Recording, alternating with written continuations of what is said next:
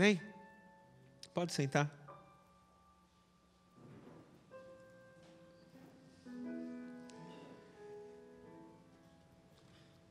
Hoje nós completamos 2 anos de culto Game Over. Em 2 anos é claro e notório, pelo menos para mim, ver alguma coisa acontecendo na minha vida por intermédio ou através desse culto, através do que nós estamos fazendo aqui. E quando eu cheguei aqui para ministrar, quando eu soube que eu ia ministrar hoje, eu tentei pensar, tentei chegar no consenso do que resume esses 2 anos nossos aqui. Do que resume, de uma palavra que possa resumir esses 2 anos de trabalho aqui, esses 2 anos de feito. E algo que, para mim, Deus falou comigo, pelo menos, é que Deus está, sim, levantando um povo nessa terra. Deus está, sim, contando com uma geração que não se perca, que não se venda, que não se deixe levar pelo seu próprio prazer, pela sua própria vontade, mas que esteja disposta a deixar Ele vir ser Senhor absoluto, que venha deixar Ele estabelecer e cumprir o reino dEle. 1 ano antes de nós começarmos esse culto, há quase 3 anos atrás, eu estava conversando com o pastor Tiago, e falando com ele, eu comecei a falar, a gente começou a trocar ideia assim, falar, a gente podia fazer um culto assim, e a ideia que ele mais ou menos tinha, eu também mais ou menos tinha, e a gente falou, putz, é isso, a gente quer um culto para isso, a gente quer fazer isso. E aí nós começamos a orar, eu acho que de março, foi mais ou menos março, até dezembro para começar esse culto. E a nossa proposta aqui é que realmente Deus pudesse operar, trabalhar em nós, é que Deus pudesse levantar uma geração que fizesse algo para Ele.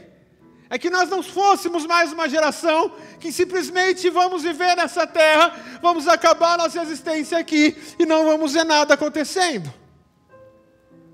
E foi tremendo, porque eu falando isso para ele, ele falou comigo, Deus testificou o nosso coração e nós começamos. Em dezembro nós começamos.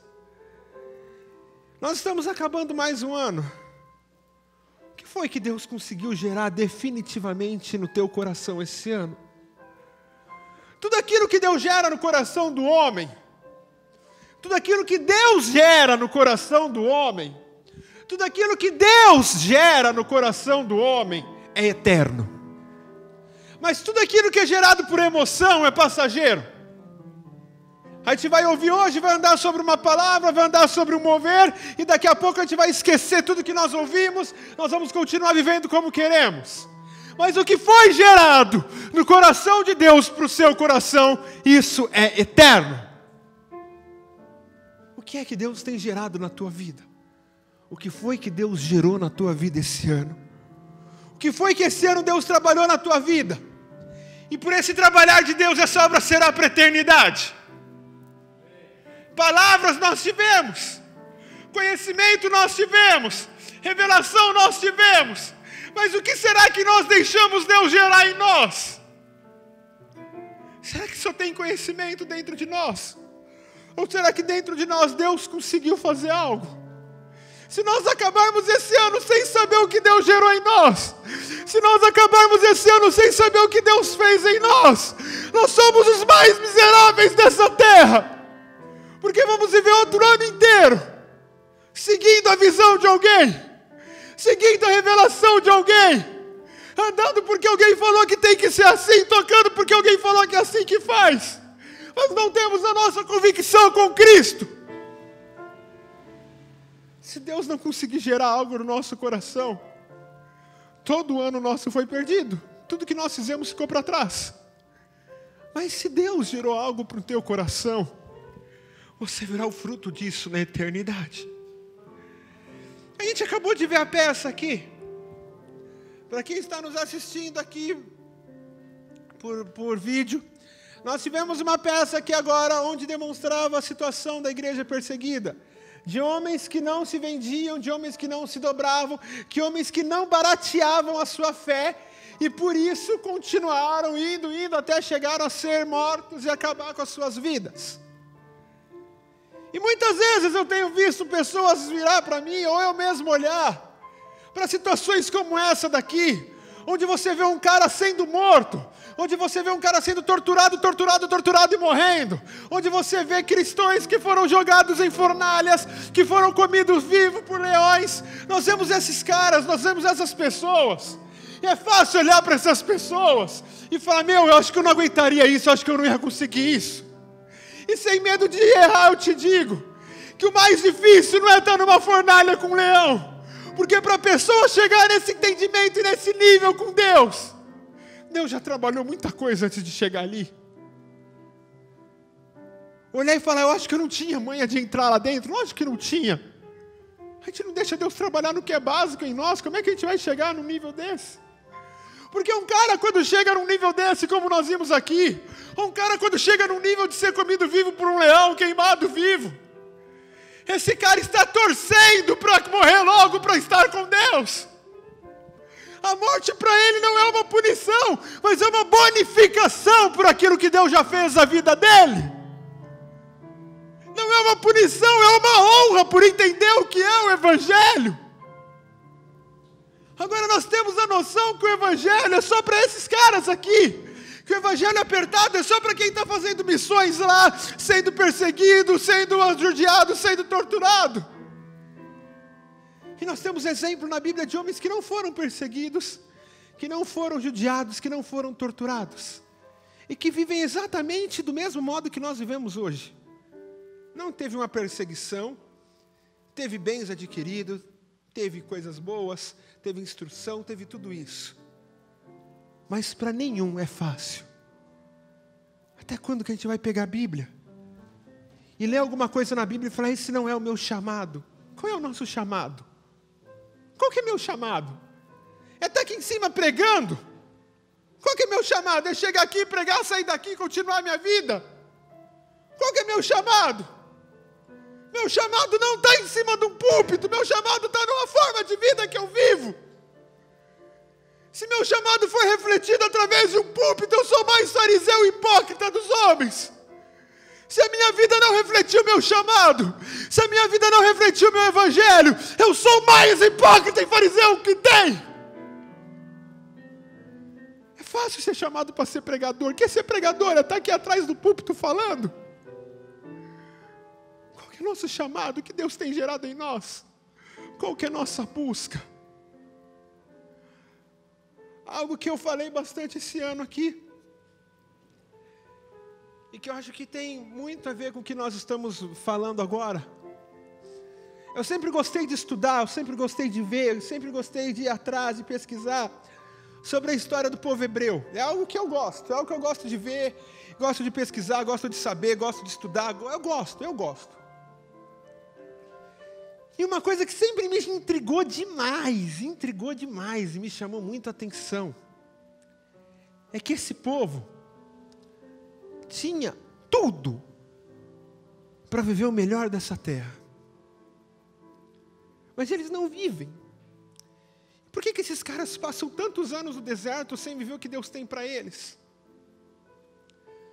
A deficiência deles nunca foi obedecer. O problema de Israel era idolatria. O nosso problema hoje é idolatria e obedecer. Olhar para o povo no deserto e falar: que povo cabeça dura que ficou 40 anos batendo a cabeça, é fácil. Agora olha para a tua vida e vê quanto tempo você está batendo a cabeça e Deus talvez não está fazendo nada na tua vida. Vê quanto tempo que a gente está se iludindo. E pensando nesse povo, eu comecei a imaginar que não pode ser, não é racional que esse povo começou a andar rumo à terra prometida e que eles não foram percebendo que eles não chegavam. E eu comecei a imaginar o que rolava de assunto entre eles ali. Talvez alguém levantava ali e falava: não, é porque, sei lá, não sei nem dar uma desculpa porque tanto tempo para entrar. Mas provavelmente dava uma desculpa. É porque estamos na prova. É porque Deus está nos provando para nos dar o melhor dessa terra.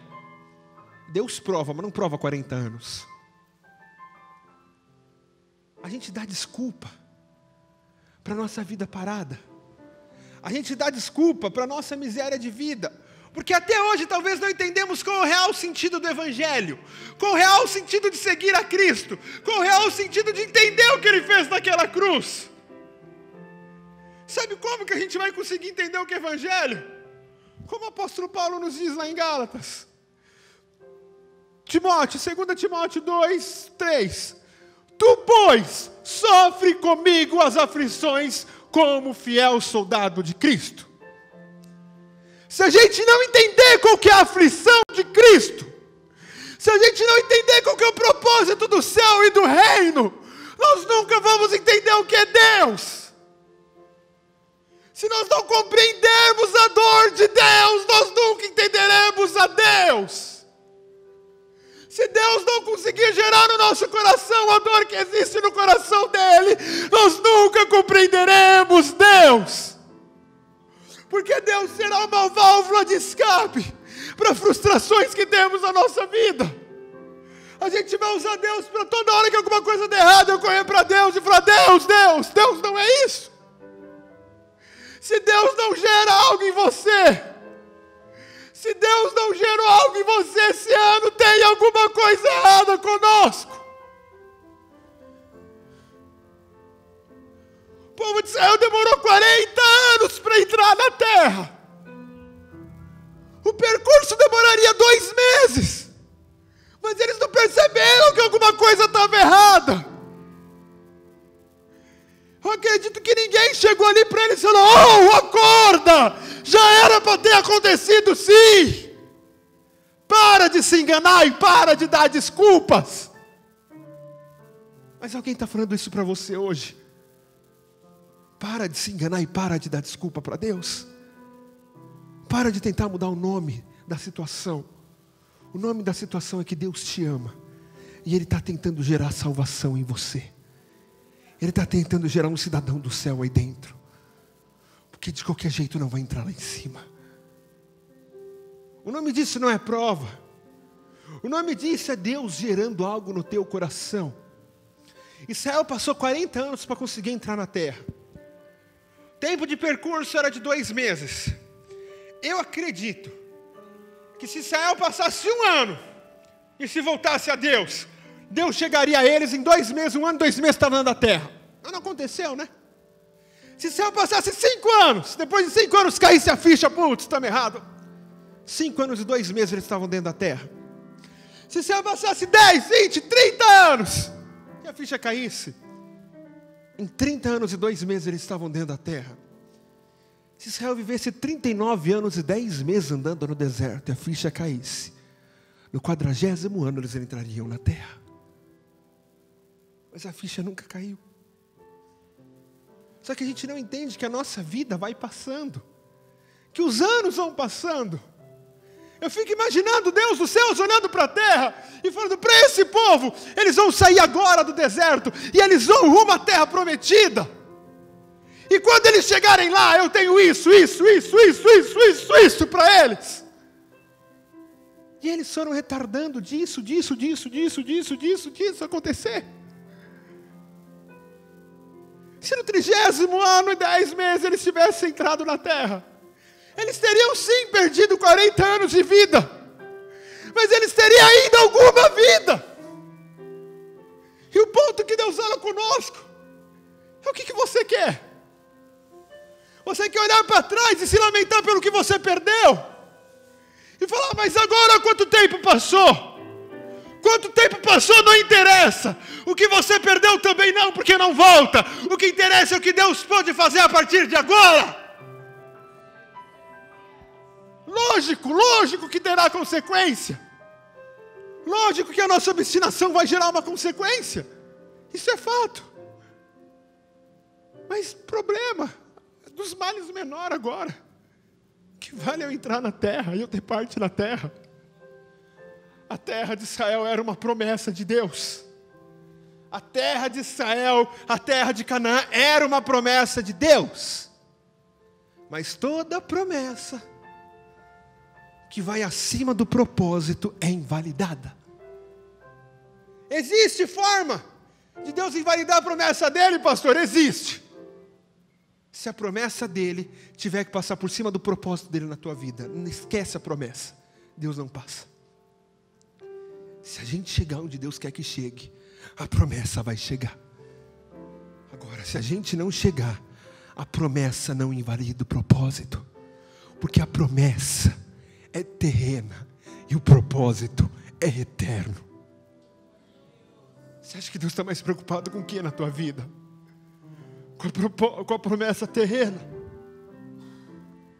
Ou com o propósito eterno?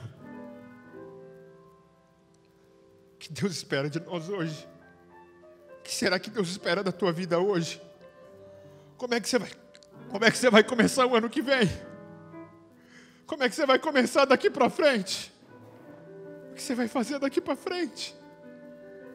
A tua vida está nas mãos de Deus. Deus deseja levantar uma geração que sofra, pois, com Ele como fiel soldado dEle. Entenda que sofrer a causa de Cristo não é para o seu interesse, não é para as suas coisas, mas é para o reino dEle.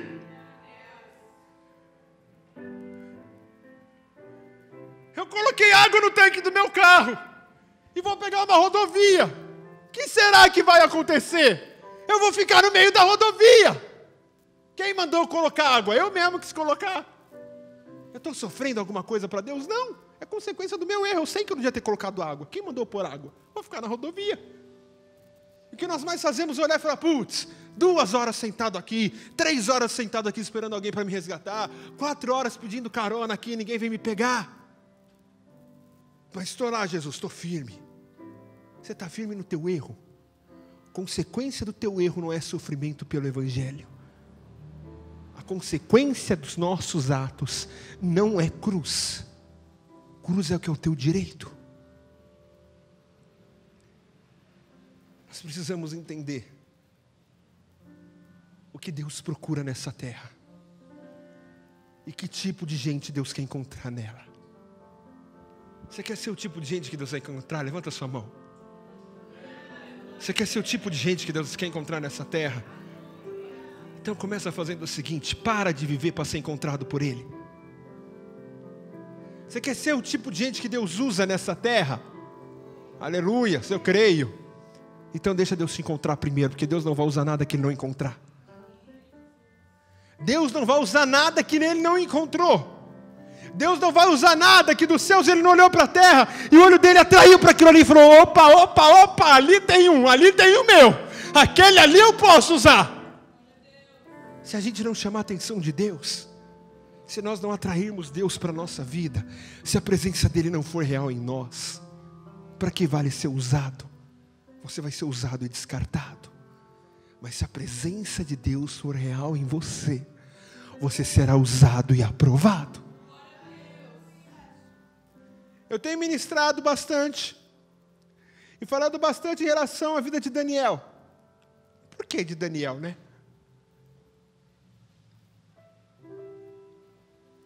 Eu falo de Daniel, aí no outro dia eu vou ler mais sobre Daniel, eu descubro mais coisas de Daniel, falo de Daniel de novo, eu vou ler mais sobre Daniel, descubro mais coisas de Daniel, falo de Daniel de novo, e eu estou fascinado em Daniel. Daniel com 13 anos, é levado cativo para a Babilônia. Qual é a linhagem da família de Daniel? Eu não sabia. Até hoje eu não sabia. Eu fui pesquisar, falar, da onde vem esse Daniel? Que tipo de gente ele era? Ele era um camponês? A família dele era uma tribo de guerra? A família dele era que plantava, era que colhia? Da onde vem Daniel? A linhagem de Daniel é real. Ele era um príncipe dentro de Israel. Ele não era qualquer carinha lá jogado lá. Ele não era qualquer mané lá que colhia trigo e levava, não. Ele era príncipe dentro de Israel. Um príncipe de 13 anos de idade, do alto clero de Israel, participava da realeza ali. É levado cativo. Um príncipe. Não dá para afirmar com toda certeza que ele era um príncipe, mas era alguém que estava ali por perto. Não era príncipe, era primo do príncipe, morava no palácio junto. Era alguém lá de cima, de alto escalão. Aí quando você começa a pensar num cara desse, vamos colocar aqui um príncipe. Perder todo o seu reinado. Perder toda a sua riqueza. perder sua família, perder sua terra, perder a sua esperança, perder os seus sonhos, perder a expectativa de vida e se tornar um escravo. O que era para esse menino ter virado? O que era para esse menino ter virado? É para ter virado o maior revoltado dentro da Babilônia. O cara que olhar e falar: cadê?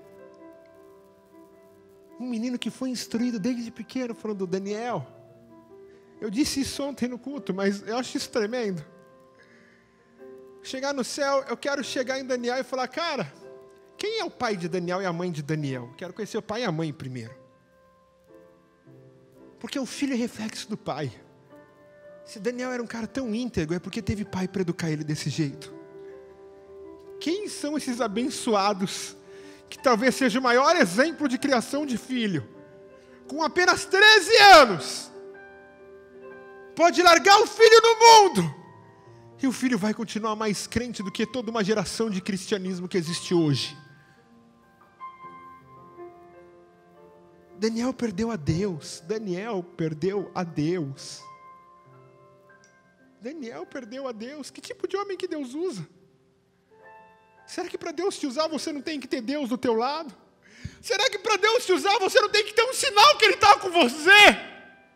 Será que para Deus te usar você não quer ter uma convicção que Ele vai à frente, abrindo o caminho, quebrando a corrente? Será que para Deus te usar você não tem que ter um amparo dEle para Ele te usar? Ser usado por Deus, Deus te abrindo o caminho, iluminando e falando: vai filho, eu estou com você. Qualquer um quer. Agora, ser usado como esse cara foi, quem quer? Quem quer pagar o preço pelo Evangelho? Quem quer pagar o preço por esse Evangelho que nós falamos, que vivemos? Daniel perdeu a Deus. Deus estava lá dentro do palácio, dentro do lugar santíssimo. Cada vez que eu penso nisso assim,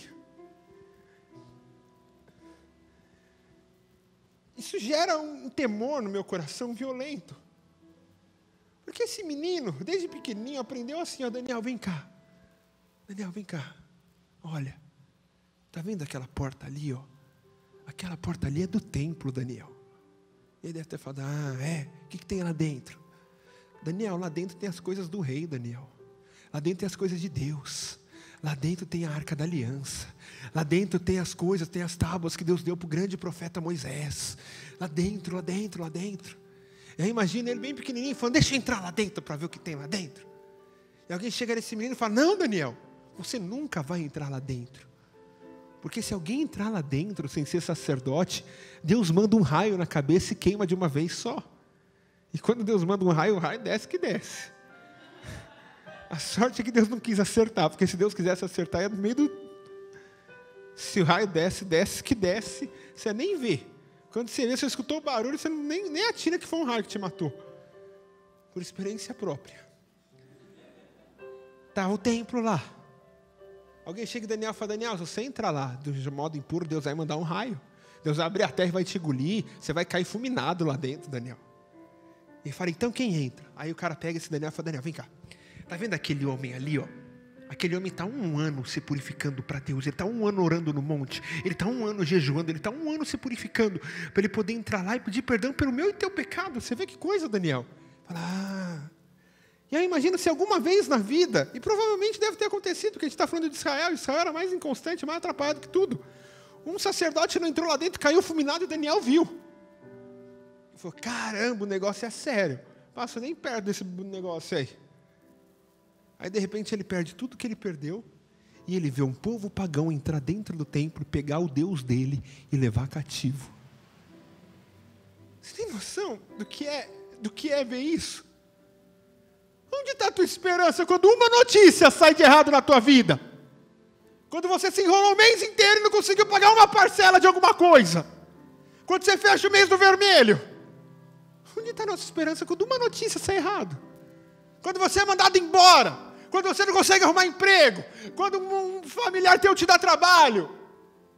Onde está a tua esperança quando uma notícia dessa chega? Quando alguém morre, quando um morre. Eu já vi muito cara que era firme na pegada na igreja e tal, e aí um familiar morreu, o cara desviou, chutou tudo e não sei o que lá. Daniel perdeu a família inteira de uma vez, perdeu a casa e perdeu Deus. Onde está a nossa esperança? Sabe que tipo de homem Deus vai levantar nesses dias?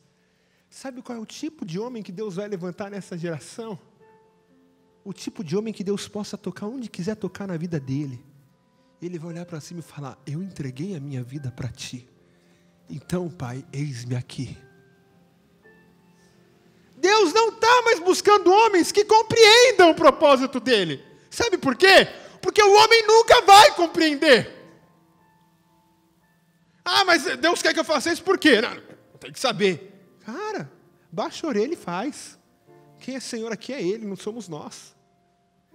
Enquanto a gente tentar compreender o propósito de Deus, entender o porquê, cara, não vai acontecer nada. A hora que você abaixar a tua cabeça e falar: Pai, eis-me aqui. Eu não estou entendendo nada, mas eu sei que se o Senhor está mandando, eu sei que vai dar um fruto. Eu não sei nem se eu vou entender um dia, eu sei que eu estou fazendo.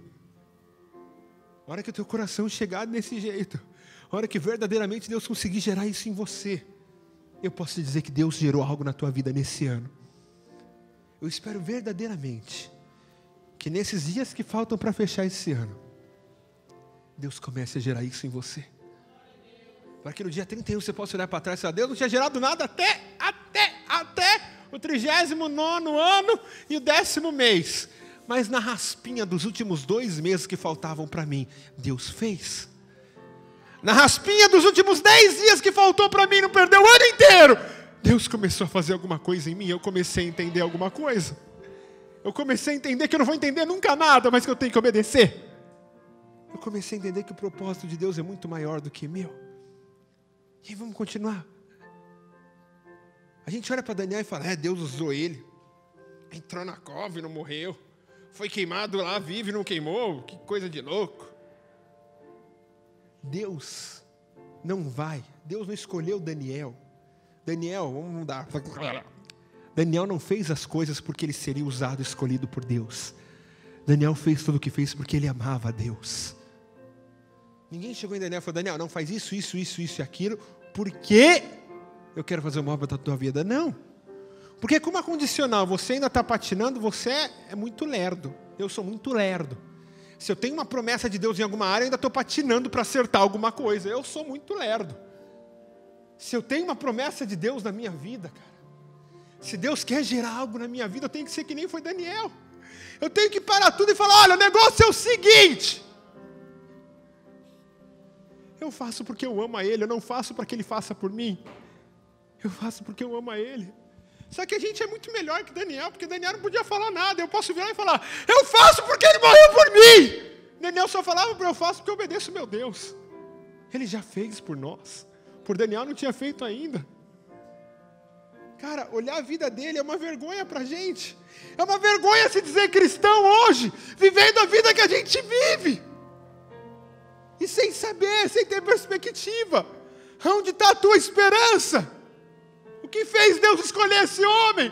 O que foi que fez Deus escolher Daniel? E por que é que Deus não pode nos escolher? Saiba que se você quer ser efetivo para o reino de Deus, Deus vai poder tocar em qualquer área da tua vida. Deus vai poder pedir o que Ele quiser para você. Para um, Deus pediu o filho da promessa. Para outro, Deus mandou casar com uma prostituta. Para outro, Deus pediu uma esposa. Para cada um, Deus vai pedir alguma coisa. Você está disposto a entregar para Deus o que Ele quer de você? Você está disposto a não querer questionar o porquê e falar: Pai, eu não preciso entender, eu preciso viver. Eis-me aqui, Pai. Cumpre em mim todo o teu querer, Pai. Que só seja a tua vontade na minha vida. Que não seja mais eu vivendo, mas que seja o Senhor vivendo através de mim. Que não seja mais o meu querer, que não seja mais a minha obstinação, que não seja mais o meu ídolo, mas que seja somente o teu querer em mim. Pai, eu entrego tudo a ti. Pai, eu entrego tudo a ti. Faça como o Senhor quiser fazer. E aí Daniel começa a viver. Não para ver alguma coisa, mas porque ele tinha que fazer. Aí Deus pega Daniel, o que Deus pede para Daniel? Além de tirar tudo que a gente já falou aqui, Daniel sente que ele não tem que comer da comida do rei. Aí alguém vira para ele e fala, cara, isso é loucura. E glória a Deus pela vida de Daniel. Essa semana eu fui ministrar em um lugar, e quando eu comecei a ministrar, alguém virou para mim e falou, cala a boca, você está falando tudo errado. Cala a tua boca, você não sabe o que você está falando.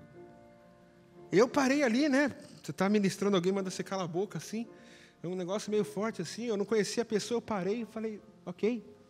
O que está errado? O que eu falei de errado? Desculpa. Eu achei que estava certo, o que eu falei de errado. E a pessoa começou a brisar, falar um monte de coisa que não tinha nada a ver com nada. Eu falei, eu respeito a sua opinião, tá? Mas eu não vejo assim, eu não penso assim. Não, e detonou e deu uma quebra-pau. E teve uma hora que essa pessoa desistiu de tentar me pegar na Bíblia e tentou me pegar pessoalmente. Começou a perguntar, o que você faz da tua vida em tal área? Como é que você age em tal situação? Como é que você age nisso, naquilo, nisso, naquilo, nisso, naquilo? E eu comecei a falar. Essa pessoa levantou, veio na minha cara, apontou o dedo na minha cara e falou, me mostra na Bíblia onde está que você tem que fazer isso, que você tem que fazer aquilo, que você não pode fazer isso, que você deve fazer aquilo. Me mostra na Bíblia onde está. Me mostra na Bíblia onde está. Eu peguei a Bíblia e abri em Daniel 1. Falei, eu te mostro.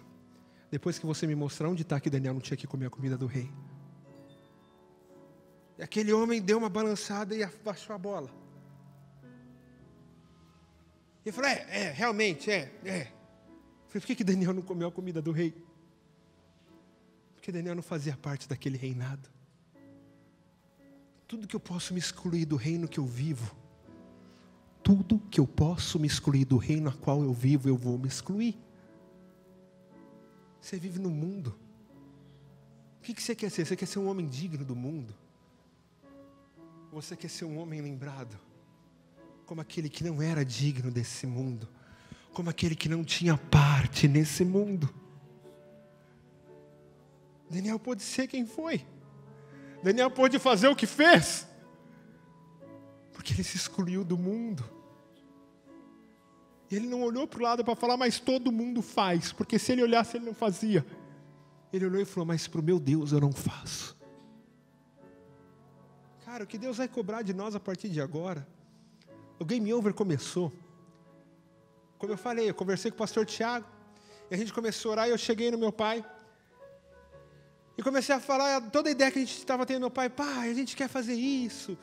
Tá tudo bagunçado, a situação da igreja aí. Se a gente pegar um monte de jovem agora, que não seja da igreja, e colocar a mentalidade certa, eles voltarem para a igreja deles, e influenciar certo lá, daqui 20, 30 anos você vai ver uma geração de igrejas caminhando no rumo certo. A nossa ideia é isso. E aí eu lembro até o lado da cama que meu pai estava deitado, quando ele me falou.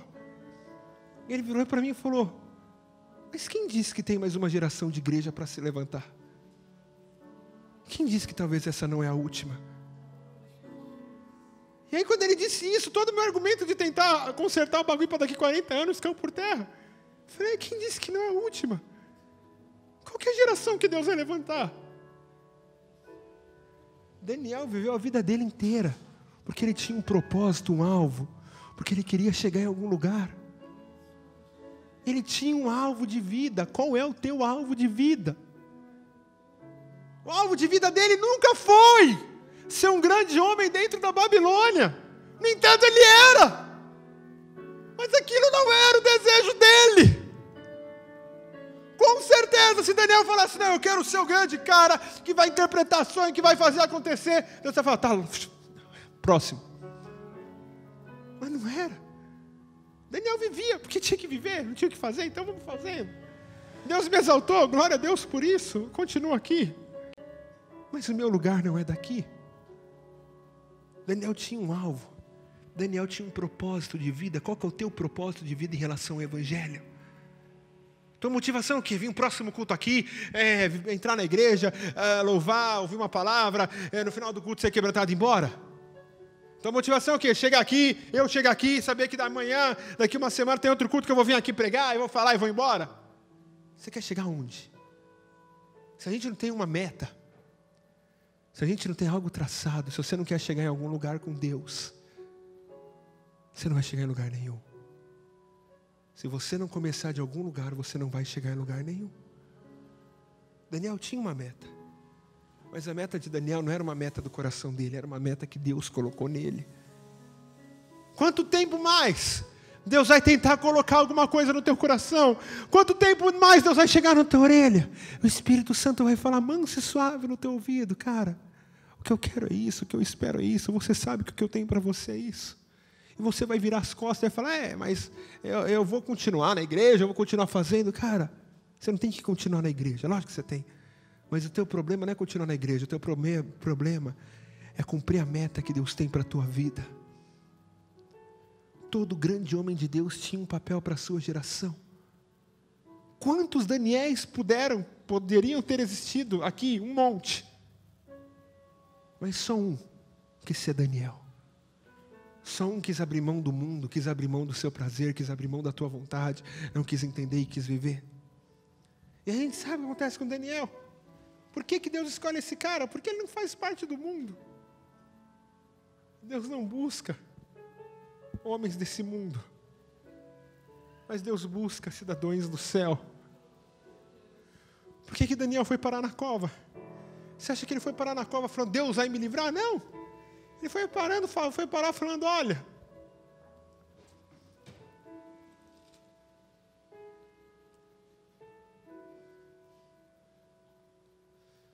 ó rei, nós não vamos nos defender, pois se o nosso Deus, a quem nós adoramos, quiser, Ele pode nos salvar da fornalha e nos livrar do seu poder, ó rei. E mesmo que o nosso Deus não nos salve, o Senhor rei pode ficar sabendo que nós não prestaremos culto a outro Deus. Por que eles são os caras? Porque eles não vivem para que Deus possa fazer algo para eles, eles vivem para que Deus possa usar eles. Se vai parar na fornalha e vai ser salvo, amém. Se for ser queimado, amém também. Entenda que o problema não é a fornalha, o problema é lá atrás parar de comer comida. O problema é lá atrás não se revoltar contra Deus. O problema é lá atrás ficar orando 3 vezes por dia. O problema é ser fiel no pequeno. Eu tenho plena convicção, e eu quero perguntar isso para esses caras quando eu chegar no céu. Fala, quando vocês chegaram lá no rei, peitaram o rei e discutiram com ele. Vocês não estavam mais querendo que morresse mesmo? Eu tenho quase certeza, não posso afirmar, mas eu tenho quase certeza que eles vão falar, lógico que eu queria que morresse. Lógico que eu queria, porque viver daquele jeito na Babilônia é uma loucura. Eu queria mais é viver com Deus, eu queria mais é ir para o céu. Foi uma oportunidade de salvação que o rei nos deu, um suicídio pago. A conta vai para o rei, não vai para mim. Cara, que coisa louca isso. A expectativa, a esperança deles não era na terra. Enquanto a tua expectativa, a tua esperança estiver nessa terra, essa terra vai conseguir te frustrar. A hora que a tua expectativa estiver nele, a terra não te frustra mais. A terra, o mundo não te frustra mais. Se situações do mundo te frustram, é porque a tua esperança ainda é nesse mundo. Daniel viveu. Daniel esperou a sua vida inteira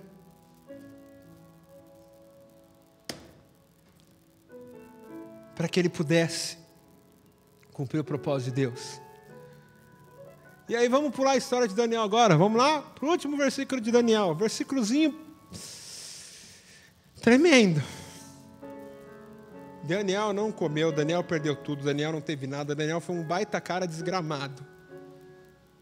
E pensa só numa coisa, nossa, qual que é a glória de um profeta? Me fala. Qual que é a glória de um profeta hoje? Eu olhar para alguém aqui e falar, olha, é isso que te digo. Que falar um monte de coisa. Aí olhar para a pessoa e ver a pessoa chorando, falar, Deus me usa para caramba, eu sou o cara. Essa é a glória do profeta. Ou vamos colocar um profeta mais crente, então. Eis que te digo, você vai para o inferno, porque não sei o que lá, o cara vai lá e exorta lá. Eu fiz minha parte também, eu sou o cara. O profeta vê o resultado da sua obra. De um jeito ou de outro ele vê. Daniel foi um cara que não viu o resultado da obra dele, porque ele nunca profetizou para o próprio povo dele. Deus coloca ele dentro da Babilônia. Ele não tinha reconhecimento da sua própria nação. Ele não tinha reconhecimento do seu próprio povo. Talvez você chegasse para muitos judeus ali e perguntasse, você conhece Daniel? Talvez ele pudesse, sei lá, é um cara lá que fica lá com o rei lá, que é judeu também, mas e aí? Quem é Daniel? Quem é você? Por quem você quer ser reconhecido? Pelo mundo? Pela igreja? Ou pelo céu? Daniel era reconhecido no céu, não era na terra. Aí Daniel vive a vida dele inteira. E convenhamos, eu imagino que deve ter sido uma vida sofrida e doída. Porque ele viveu a vida dele inteira como expectativa, falando, Pai, mas eu verei o retorno. Pai, todo dia eu levanto minhas mãos para Jerusalém, isso já me custou uma cova. Mas Pai, eu verei o dia do grande retorno, nossa terra, nossa pátria.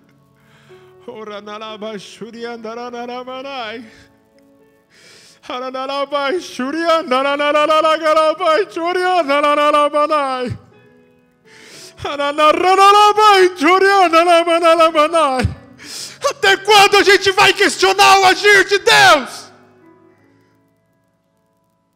Até quando a gente vai questionar o que Deus faz ou deixa de fazer? Até quando você vai ser Senhor da sua vida? Chegou a hora dele ser Senhor em nós. Imagina Daniel olhando e falando, Pai, mas falta um dia menos para mim herdar a minha terra, para mim voltar para a minha terra. Aí você olha para a vida de Daniel, foi uma vida que ele não foi perseguido, foi, né? Mas não foi uma vida de perseguição, foi uma vida até que boa. E aí a gente olha para a nossa situação como evangelho hoje, e fala, tem um missionário que está lá no campo. Naquela época existia um missionário no campo. Sabe qual é o nome dele? Ezequiel. Está lá no campo, tomando pancada, apanhando, sendo xingado, sendo maltratado. E tem um cara que está no bem bom aqui, que é Daniel. Agora dá para falar que um dos dois estava no bem bom? Dava para falar que Daniel estava no bem bom? O ponto é, não é todo mundo que vai para o campo mesmo, mas é todo mundo que vai sofrer por essa causa. Se eu não sofro pela causa de Cristo, eu não tenho parte nela. Se eu não sofro pelo Evangelho de Cristo, eu não entendi ele ainda. Se eu não tomar minha cruz, eu não tenho parte no céu. Filipenses 3:18.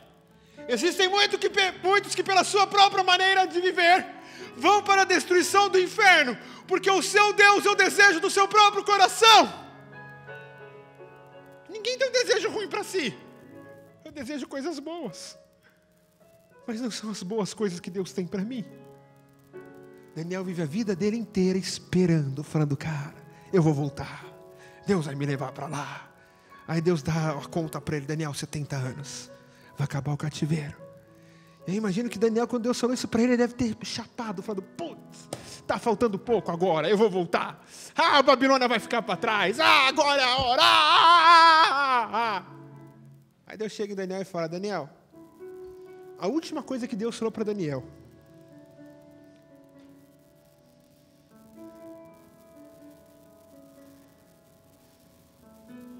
e você, Daniel,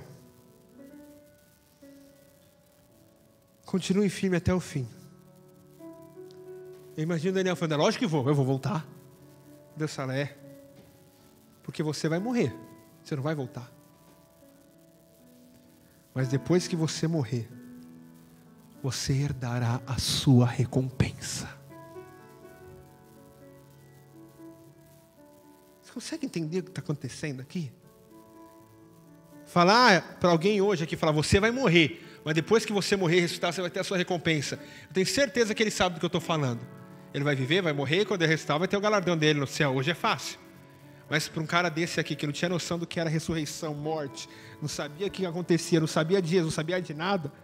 Imagina, São Daniel, você veio até aqui, mas você não vai voltar. Mas continua firme até o final. Porque depois que morrer, você vai ressuscitar e vai ter a sua recompensa. Daniel continuou firme até o final da vida dele e morreu. E quando ele ressuscitar, Daniel deve olhar para o lado e falar, cadê a Jerusalém? Eu quero ir para Jerusalém, eu quero voltar. E aí, um de nós vai bater nas costas e dizer, Daniel, a tua Jerusalém não é lá naqueles buracos lá não. A tua Jerusalém é aqui, A tua Jerusalém é a nova Jerusalém celestial, que está preparada para você. Daniel, Deus não tem uma coisa terrena para você, Deus tem a glória eterna para você. Você imagina a alegria que vai ter no coração desse cara? Você imagina que nós podemos ser a última geração nessa terra? Você imagina que Deus conta conosco para apressar a sua volta? Você imagina que pode ser você que vai bater nas costas de Daniel e falar: Daniel, Daniel, sabe o que você começou lá, a reconstrução do templo? Deus me usou para terminar, Daniel. Deus me usou para terminar a reconstrução do templo e apressar a volta dele. E agora todo mundo vai para casa. Agora todo mundo vai para o céu. Cara, que coisa louca isso. Como isso é lindo, como isso é sensacional. Imaginar a gente dando a notícia para ele, ele não sabe ainda. Ele vai saber quando ele levantar.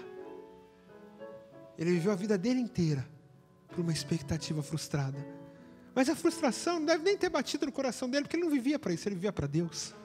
Se Deus quis assim, aprove o Senhor assim. O teu servo ouve, eu estou aqui para isso. Até quando que teu coração vai dominar a tua vida? Até quando que você vai ser senhor dela e não vai deixar que ele seja senhor dela? Aí, como nós dissemos, acaba Daniel. Uma vida boa, feliz, mas aos olhos dos homens carnais frustrada, amargurada, sem fruto algum. Mas para nós, uma vida tremenda. Aí começa um outro livro muito louco na Bíblia, Oséias. Que livro sensacional. Deus chega para Oséias: Oséias, vem cá. Você vai ser usado, Oséias. Você sabe quanto tempo Oséias reinou sobre Israel? Oséias foi o profeta de Israel por 50 anos, ele profetizou. Você sabe em que período Oséias profetizou sobre Israel? No período onde o reino do norte, aquelas 10 tribos que se perderam, estavam quase indo para o exílio. Oséias viu o exílio acontecer. E eu comecei a imaginar, Oséias saber que o reino do norte está para se perder. E Deus levanta ele e fala: Oséias, eu vou te levantar para a restauração do reino do norte. Imagina se Deus chegasse a você hoje e falasse: eu vou te levantar para a restauração da minha igreja na terra. Sua vida vai ser para isso. Aí Oséias começa a profetizar para o reino do norte. Pá, pá, pá, pá, pá, pá. Aí Deus chega em Oséias e fala: Oséias, você não casou ainda, né? Que bom. Porque até do nosso casamento Deus cuida. Se Oséias tivesse casado, se Oséias tivesse sido pelo que ele achava bonitinho ou legal, ele tinha casado errado. O que Deus tinha para Oséias não era um negócio que o olho dele agradava, que era bonitinho, que era de uma boa família. O que Deus tinha para Oséias era uma prostituta. Até do casamento dos servos dele, Deus cuida. Até do casamento, Deus cuida. Deus tinha uma prostituta específica para Oséias. Deus chega e fala: vai lá e casa com a prostituta. Oséias vai atrás da prostituta. Oséias vai casar com a prostituta. Aí Deus fala: não, prostituta judia não. Prostituta estrangeira, vai para outra terra e casa com ela de fora. Aí Oséias levanta e vai pegar a prostituta lá fora. Você imagina que Oséias era um homem que estava lá na boa. Deus chega para ele e fala: vou te usar. Aí ele começa a profetizar. Aí provavelmente o coração dele, não dá para dizer, mas deve ter subido do orgulhinho assim: putz, eu sou o profeta que vai trazer a restauração para Israel. Aonde Deus disse que teria restauração de Israel? Deus disse que queria restaurar, não queria restaurar. Será que Deus pode usar a tua vida como usou a vida desses caras? Somente para falar: olha, eu contei com você. Olha, você foi útil para o meu reino. Se olhar e falar: mas não deu nada certo. Sei lá, não deu certo, não foi por culpa sua, mas você foi útil. Será que Deus pode contar com a gente a tal ponto? Será que a gente quer ser usado por Deus a tal ponto? De não ver o fruto, mas de Deus poder falar: mas você foi útil.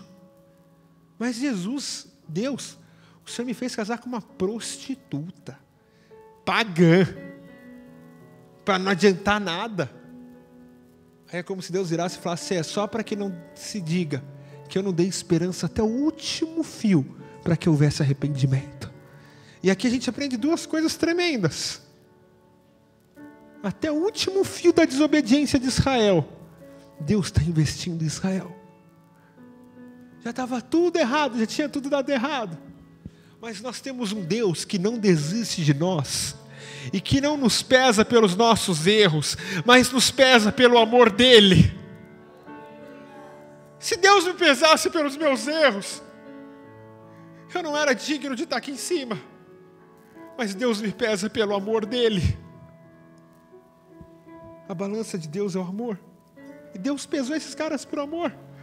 Deus chega em Oséias casa com a prostituta. E olha que coisa louca. No mesmo período que Oséias está profetizando, Amós também está profetizando para o mesmo povo. Deus pega um cara que não era de família, de profeta, de levita, de sacerdócio, de raio nenhum. Fala, o negócio é o seguinte, cara. Você vai profetizar. Um vaqueiro lá, vem, profetiza. Então imagina Oséias falando e falando, tem eu e tem Amós aqui, no reino do norte. Aí Oséias pega e olha para o reino do sul. Tem só Isaías e Miqueias. Você imagina se no coração dele não deu uma expectativa que ia dar tudo certo. E ele foi vivendo. E a gente vive por expectativa. E o que Deus quer tirar de nós é a nossa expectativa. Porque enquanto você viver para o reino de Deus por expectativa, enquanto a tua vida for baseada em expectativa terrena, você não é um cidadão do céu. Oséias deve ter vivido uma grande parte do tempo falando, eu vou casar com a prostituta, eu vou ter filho, mas eu vou ver Israel restaurado. Deus deixou Oséias ver a ruína de Israel. Que Deus é esse, né? Que Deus é esse que não se importa com os sonhos dos homens que estão mais perto dele? Que Deus é esse que não se importa com o desejo do coração dos homens que mais anelam e mais fazem o possível para estar com ele? Esse é o nosso Deus que não ama um homem, mas ama a humanidade. Esse é o nosso Deus que não está focando o meu coração, o meu desejo, mas está focando a salvação de todo mundo. Esse é o nosso Deus que sabe que tudo aquilo que eu desejo e anseio, daqui 10, 20, 40, 50 anos vai ter acabado. Mas tudo aquilo que Ele conseguiu gerar em mim vai ser eterno. Deus não quer gerar algo em você passageiro, porque tudo que é passageiro vai acabar. Deus quer gerar em você algo eterno. O primeiro filho de Oséias, foi ele que fez, ele foi o genitor. Aí Deus chega e fala, Oséias, coloca o nome desse moleque, desse menino. De eu destruirei o rei de Israel. Aí coloca um nome bonito desse no filho dele. O que quer dizer isso? Aí a mulher dele, prostituta, sai fora, engravida e volta. Você imagina o que é que Deus leva e quanto que Deus deseja te fazer sentir a dor do coração dele, para que você possa clamar à altura e saber que não é de qualquer jeito a obra dele. Não é eu chegar aqui e me ajoelhar e falar, Pai, perdoa a tua igreja, perdoa a tua noiva. Se Deus não me fizer sentir o que é uma traição antes, eu não clamarei à altura. Mas a partir do momento que nós somos traídos, nós sabemos o que é uma traição e você clama à altura. A tua vida é um referencial. Deus permite que ela vá, tenha relação fora e volte. Deus é essa, Deus, o que eu faço? Aceita, é teu filho, é tua mulher, é teu filho. Qual que é o nome desse? É não amado. Prazer, não amado, meu filho, que eu não sei nem quem é o pai, da minha esposa prostituta. Olha a vida do profeta, cara. Olha a vida do homem de Deus. Olha a vida de quem quer ser usado por Deus. Olha a vida de quem está interessado realmente em agradar a Ele. Você quer ser achado por Ele? Você quer ser achado com Ele? Então para com essa porcaria de evangelho mesquinho que você vive. Vamos parar de viver esse evangelho de estar na igreja, de estar estrelando, tocando aqui, de estar estrelando, pregando aqui. Chega de evangelho de estrela. Chega de evangelho onde eu faço obra de Deus porque eu prego, porque eu toco. Chega que eu faço obra de Deus porque eu entrego marmita para mendigo. Chega da obra de Deus ser isso. A obra de Deus não é externa, é interna. A obra de Deus é o que Deus está fazendo dentro de você. O teu maior fruto é a tua própria vida. Se a tua vida der fruto, tudo vai frutificar por fora. Se ela não der fruto, nada vai frutificar para fora. Chega de ter dogmas certos. Oséias viveu e viveu. E mesmo sem ter o apóstolo Paulo para falar para Daniel, para Oséias, para Ezequiel, acho que eu posso dar um exemplo claro aqui do que aconteceu com Ezequiel. A gente tem nosso presbítero Claudimar ali. Ele vai casar agora. E eu sei que a futura esposa dele é a menina do olho do Claudimar. Todo cara que vai casar aqui na igreja fica que nem ele assim. Todo bobão, todo cara ficou. Todo ficou. O pastor Tiago ficou, o presbítero Lucas, todos ficam, normal. Todo fica. Essa semana o Claudimar está quase contando piada pra gente. Tão alegre que ele estava. Falando. A gente olhou e falou, caramba, quem é esse cara, velho? Eu não conheço esse cara, é o Claudimar. Carregando tijolo, velho. Mulher é uma bênção na vida dos meus irmãos. Cara, Ezequiel tinha um desejo e tinha uma amada dele, assim como todos esses aqui têm. E Deus permite que ele case com ela, para que Deus chegue nele e fale, Ezequiel, para que o povo entenda o que eles estão fazendo, eu vou arrancar a tua amada com um só golpe. Eu vou tomar para mim. Mas eu não quero velório, eu não quero choro, não quero justificativa. Eu quero que você continue firme. Aí a gente vê Ezequiel chegar num monte de cemitério, sabe-se lá o que era isso, mas num monte de cemitério e falar, vale de Osseco, levanta aí. O exército levantar. Só tem poder. Deus só manifesta o poder dele na vida de quem primeiro Deus conseguiu gerar algo. Deus conseguiu gerar algo que para nós é impossível. O jovem rico chegou em Jesus e falou, o que eu tenho que fazer? Jesus falou, seja perfeito. Aí Pedro vira e fala, mas é impossível isso para o homem. Jesus fala, para o homem mas para Deus não. Porque o poder dele tem que se aperfeiçoar em nós primeiro, para que depois seja visto através de nós. Se o poder de Cristo não se aperfeiçoa em mim, nunca será visto através de mim. Como que isso vai acontecer? Se a gente abrir mão da nossa vida, se a gente abrir mão da nossa história, se a gente abrir mão do que somos para Ele. Isaías, puxa, profeta tremendo de Deus. Puxa, profeta que profetizou para o reino do sul, do norte, para meia dúzia de nação. Reconhecido mundialmente. Na época de Isaías, ele era conhecido como o cara, o profeta. Israel respeitava, reino do sul respeitava, Babilônia respeitava, todo mundo respeitava. Todo mundo respeitava. Aí Isaías chega, Deus chega e Isaías fala, profetizar é fácil, né, Isaías? Vamos trabalhar aí dentro desse coração, vamos? Você está disposto a me agradar? Então por 3 anos anda pelado dentro de Israel. Você tem noção do que Deus pediu para esse cara? Até hoje o judeu anda todo encapuzado até a ponta do nariz. Hoje, século 21, você vai para Israel, lá você vê o judeu até, só fica a pontinha do nariz para fora. Você imagina que é Deus chegar 3.000 anos atrás para um judeu e falar, anda aí pelado, Isaías. Para que o povo entenda o que eu estou sentindo, e tarará, tarará, tarará, tarará. Para que você entenda a minha dor, e tarará, tarará, tarará, tarará, tarará. Você quer entender a dor de Deus? Então saiba que Deus vai preparar o caminho para isso. Você quer ser efetivo na obra de Deus? Então saiba que Deus vai preparar. Deus não busca mais crente. Se você se ilude que Deus te busca como um simples crente, um simples jovem que serve a Deus e que vive em santidade porque não faz sexo antes do casamento, cara, você é o mais miserável de todos. Porque santidade não é isso. Uma vida de santidade é muito mais do que não fazer sexo, do que não ir na balada, do que não beber, do que respeitar nossos pais. É muito mais do que isso. Uma vida de santidade é ser perfeito na presença dEle.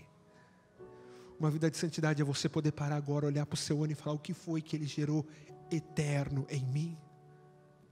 Feche os teus olhos.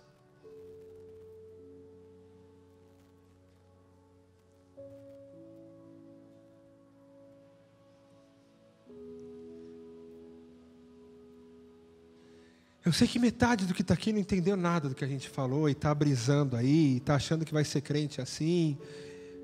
Continua a tua vida, irmão. Continua a tua vida e uma hora Deus te pega. Mas talvez metade do que está aqui conseguiu entender a gravidade do assunto que a gente está tratando aqui. Viver um evangelho não de resultado. Viver um evangelho não de aparência. Viver um evangelho de expectativas frustradas. Viver um evangelho para aquilo que você achou que Deus ia te usar. Deus te usar, mas isso não vai acontecer. Deus busca homens que Ele possa fazer o que Ele queira nessa terra. E que não tenha que dar satisfação para eles. Chega de viver o beabá. A religião está estabelecida. A gente tem a nossa cartilha da igreja aqui. A gente tem nossa cartilhinha da igreja aqui, da religião. Você tem a tua cartilha na tua cabeça. Você sabe muito bem o que você pode, não pode, o que você deve ou não deve fazer. Você sabe. Mas o que será que o apóstolo Paulo nos diz quando diz tudo me é lícito, mas nem tudo me convém? Até quando a gente vai deixar que coisas que não nos convenham venham ser mais importantes do que Deus em nós? Deus está trabalhando numa igreja para a eternidade. Deus está trabalhando para uma igreja que não visa essa terra, mas visa o céu. Deus está trabalhando numa igreja que não compactua com o mundo, mas que renuncia ao mundo por amor a Ele.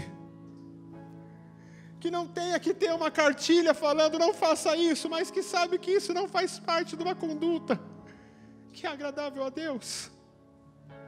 Ninguém me disse que eu não posso usar camisa branca, mas eu entendo que camisa branca desagrada a Deus, então. Azul, verde aqui, eu não uso mais. Mas todo crente usa, até pastor usa. O problema é dos pastores que usa, eu não uso. Cara, você é você. Nenhum outro homem na Bíblia parou de comer para agradar a Deus, só Daniel. Nenhum outro homem na Bíblia teve que matar o próprio filho para agradar a Deus, só Abraão. Nenhum outro homem na Bíblia teve que andar pelado porque Deus quis, só Isaías. Nenhum outro homem na Bíblia Deus tomou a mulher dele para mostrar um exemplo para o povo, só Ezequiel. Deus não tem cartilha, a religião tem, Deus não. O que é que Deus pede da tua vida? O que é que Deus bate no teu coração falando, cara, passou o ano inteiro para você entender isso. Infeliz, abre o teu olho, entenda. Não perca mais um ano da tua vida. O que mais vai ter no inferno é crente, eu acho. Mais do que não crente, tem mais crente no inferno do que não crente. Que tiveram certeza que iam para o céu. Que tiveram certeza que já faziam, que já iam, que iam. E que nunca compreenderam o que é evangelho. Tu, pois, sofre comigo as aflições, como fiel soldado de Cristo. Tu, pois, sofre comigo as aflições, como fiel soldado de Cristo. Se você não tem sofrido aflições pelo reino, para uma mulher dar luz a um nenê, a mulher tem que passar por dores de parto para nascer. Se não tem doído nada aí, não tem nascido nada aí também, se a dor que você tem é por consequência de pecado e erro teu, não é cruz. Chega de viver sobre a enganosa paz. Tem uma música muito antiga que a gente conhece que diz, vem e demole os alicerces da enganosa paz. E que homem inspirado que escreveu esse negócio. Porque o maior problema da nossa igreja hoje na terra é a enganosa paz. É falar, não, mas está tudo certo. É você estar bem com a tua consciência, mas não está fazendo nada do que Deus espera para você. Não sou eu que determino até onde eu vou, até que ponto eu vou, o que eu posso ou não posso. Quem determina até onde vai é Ele. Você vive para quê? Cara, se de verdade a tua expectativa ainda é essa terra, comece a orar e pede para Deus tirar. Quem estava aqui, quem está no vídeo aqui, não viu o testemunho que eu dei no começo do culto? Hoje à tarde eu fui num lugar e caiu um raio a 40 centímetros de mim. Caiu um raio de um lado, caiu um raio do outro lado e caiu um raio atrás. Caiu 3 raios no meio. E quando eu vi, só tinha uma bola de fogo em volta de mim, eu não vi mais nada, só vi fogo e fiquei parado. E eu não morri, porque eu estou aqui, né? Tinha morrido. E quando saiu de lá, eu vim pensando, estava dirigindo sozinho no carro, eu vim pensando, falando para Deus, putz, Deus me livrou, né? Por que Deus me livrou? E por um momento eu comecei a pensar, falei, por que Deus me livrou, né? Se eu tivesse preparado, aquele raio caísse na velocidade que caiu, fosse para ir para o céu, por que Deus me livrou? Por que Deus tinha que me livrar? Cara, a melhor coisa seria aquele raio ter caído do toco, paf, uma só. Eu nem vi o que aconteceu. Mas eu terra lá em cima com Ele. Cara, enquanto a nossa expectativa for nesse mundo, a gente não vai compreender o reino de Deus. Os homens que conseguiram compreender o reino de Deus, eles tiveram que abrir mão da sua expectativa nesse mundo. Eles tiveram que abrir mão de família. Eles tiveram que abrir mão de uma religião já estabelecida, de uma igreja já estabelecida. Se os homens de Deus nessa terra não parassem e falassem, espera aí, tem coisa errada na minha igreja aqui, eu vou ter que sair fora, vou ter que fazer uma reforma. Se os homens de Deus não fizessem isso, não teria acontecido nada. Cara, Deus conta conosco para algo eterno. O teu chamado é para a eternidade, o teu chamado não é para essa terra. 2 anos de game over. E a gente tem que se perguntar se alguma vez na nossa vida a gente deu game over de verdade. Dar game over de verdade é falar, Pai, a partir de hoje, mudou. A partir de hoje, eu vou viver para Ti. Eu quero compreender o que é esse evangelho. Eu quero viver o que eu tenho há 2 anos ouvido aqui e não tenho vivido. Pai, chega. Chega de ver por embalo. Chega de ver por emoção. Chega de ver por resultado. Chega de viver pelo que eu vejo. Eu quero viver a Tua glória, eu quero viver para Ti. O meu chamado é para a eternidade. Você não foi chamado para essa terra. O teu chamado não é para essa terra, o teu chamado é para a eternidade. Escuta, o teu dom não é para essa terra. O teu dom é para exaltar e glorificar Ele, é o único que é digno. Não se conforme com uma vida assim, simplesmente vivida. Lembre que aquele que não tomar a sua cruz, que aquele que não pegar, parar e falar, Pai, olha, está tudo errado, não tem parte no reino dele. Talvez você possa estar ouvindo tudo isso agora e Satanás possa te acusar. Possa falar, mas você! Agora você fala para ele assim, mas eu posso, você não pode. Talvez a tua conclusão vai ser dura agora. Vai ser falar, eu perdi 1 ano da minha vida, eu perdi 2, 3, 5, 10. Pior do que perder 5, 10, 20 é perder mais 20. É perder mais 1. É perder mais 5. Pare e comece daqui para frente. Se você não tiver uma atitude, nada vai mudar. Se você não se levantar como um guerreiro de Deus, como um soldado dele.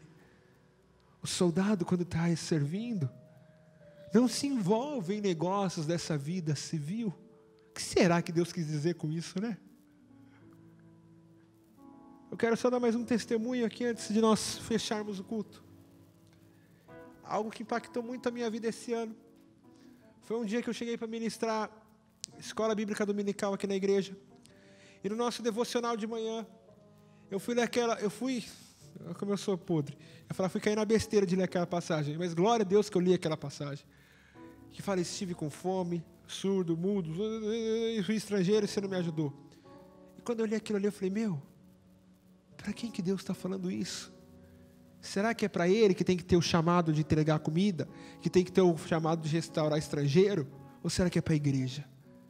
E por entender isso, pelo menos o nosso corpo docente da IBD aqui, tinha que chegar às 6 horas da manhã para entregar o café da manhã na rua, todo domingo, que é o dia que a gente podia.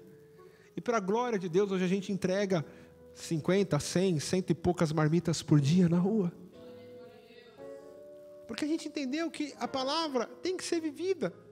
Não adianta ler que ele teve fome, eu não fiz nada, e falar, o chamado é dele de fazer alguma coisa. Não, o chamado é da igreja de fazer alguma coisa. O soldado, quando está servindo, não se envolve com o negócio dessa vida civil. Você está servindo ao exército de Deus. Então você não vai poder ter envolvimento com essa vida civil. Aí você pode falar, o que eu tenho que fazer? Chutar tudo? Não sei, talvez sim, talvez não. Uns sim, uns não. Para os que sim, chuta, para os que não. Olha o que Daniel fez. Daniel nunca chutou nada. Mas olha o que foi a vida de Daniel. Ele não se vendia, não se corrompia. Deus era em primeiro lugar. Ele não dava jeitinho na fé dele. Ele não negociava. Ele não tinha esperança no mundo. Viveu uma vida de civil, viveu. Mas sem esperança no mundo. Crente que tem esperança nessa terra, não tem parte no céu. Porque só vai entrar lá quem é cidadão do céu. A tua cidadania do céu, você não vai pegar no dia que você chegar no céu, falar, daí Jesus, tua cidadania no céu está sendo adquirida agora. Teu passaporte é carimbado aqui na terra, não é lá em cima. O cidadão do céu não vai viver no céu, o cidadão do céu já está vivendo na terra. Se você não é cidadão do céu, se você não vive para o céu, você não é do céu. Espírito Santo de Deus, nós queremos nos colocar diante de Ti, Pai.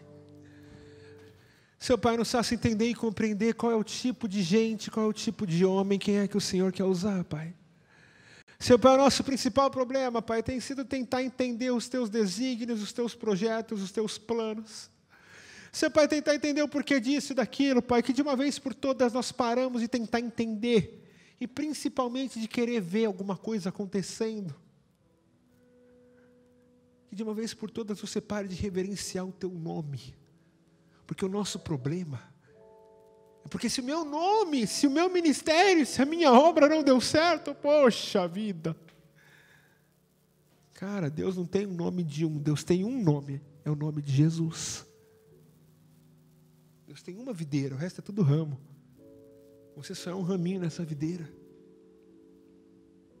Você só é um raminho nessa videira. A nossa maior frustração é no seu tronco, né? Porque a nossa verdade é que a gente quer tomar o lugar de Jesus, às vezes. Você só é uma porcariazinha de um ramo numa videira violenta. Mas é com essa porcariazinha de um ramo que Deus conta para uma grande obra nessa terra. Espírito Santo de Deus, venha gerar em nós um caráter eterno. Espírito Santo, venha gerar em nós salvação.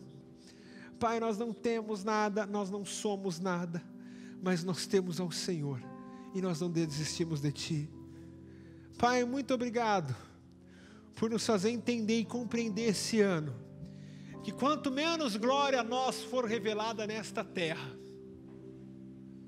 mais glória está sendo reservada a nós no céu. Quanto menos glória eu tiver nesta terra, mais glória eu vou ter no céu. Quanto menos conhecido eu for nessa terra, mais conhecido eu sou no céu. É impressionante isso. Os grandes homens de Deus na história do mundo nunca foram conhecidos na sua geração. Porque se talvez fosse, acho que o orgulho subia, sei lá o que acontecia, o cara podia desviar, descambar. 90% desses caras viveu no anonimato, ninguém conheceu. E hoje a gente conhece alguns. Quantos que a gente não conhece? Quantos que só lá em cima a gente vai conhecer? Imagina Jesus bradando nas nuvens e falando: eu vim buscar aqueles que não são dignos do mundo. Aí você vai falar: todo o meu sacrifício valeu a pena agora, porque eu estou indo para lá. Cara, faça por amor a Ele. Viva por amor ao que Ele já fez por você. Não viva nem por expectativa de céu. Viva por expectativa ao amor dEle na cruz. Espírito Santo de Deus, gera em nós o que o Senhor tem, Pai. Seu Pai, livra-nos de viver conforme nós achamos, conforme o que nós queremos, conforme o que satisfaz a nossa carne e o nosso coração. Pai, nós vivemos para a eternidade, Pai. Jesus, nós queremos viver para apressar a Tua volta, nós queremos viver para apressar o dia do grande dia do Senhor. Nós queremos viver para o grande dia que o Senhor vai bradar nas nuvens e vir nos buscar. Pai, o Teu chamado não são para covardes, mas são para homens que têm coragem de abrir mão da sua própria vida, para conhecer quem Ele é e o que Ele é. Pai, cumpra em nós o Teu querer essa noite. Pai, dê um game over na nossa vida e nos faça começar de novo. Nos faça começar do zero, assim como Daniel, assim como Oséias, assim como tantos outros. Nós vivemos para a Tua glória a partir de hoje, não olhando para o que passou, não olhando para o que ficou, mas olhando para uma esperança futura que nos aguarda na glória. Pai, nos faça sentir a honra de sermos parte desse exército. Pai, nos faça sentir a honra de sermos parte deste exército. Porque não são muitos que fazem parte dele. Não são muitos que se submetem a ser soldados. Mas são poucos que Deus levanta para a confusão de muitos nesses últimos dias. Nós te agradecemos porque até aqui o Senhor está conosco. Porque até aqui o Senhor nos ajudou e o Senhor não nos deixou. Pai, cumpra em nós o Teu querer, cumpra em nós a Tua vontade. Nós entregamos a nossa vida a Ti. Pai, dê-nos alegria da Tua salvação. Pai, dê-nos verdadeiramente a alegria da Tua salvação. Senhor, meu Pai, que nós venhamos ter noção de onde nós somos. Você não é da terra, você é do céu. viva para Ele. Senhor Jesus, cumpre em nós a Tua vontade e o Teu querer, Pai. Faça essa obra agora, em nome de Jesus, Senhor. Sem mancha e sem culpa diante dEle. Eu comecei a lembrar desse versículo e falei, cara, sem mancha e sem culpa diante dEle. E aqui tem algumas coisas interessantes nesse versículo. Tem 3 coisas aqui que nos chamam a atenção. A primeira é que podia estar só sem mancha. E talvez para nós já daria para entender que sem mancha é sem culpa. Mas ele deixou claro. O que nós temos oferecido ao Senhor? O que você tem oferecido ao Senhor? Será que você tem oferecido coisas que mais ou menos boas? Coisas que mais ou menos agradam ao Senhor? Será que nós temos vivido de uma forma reta e íntegra? Da maneira que a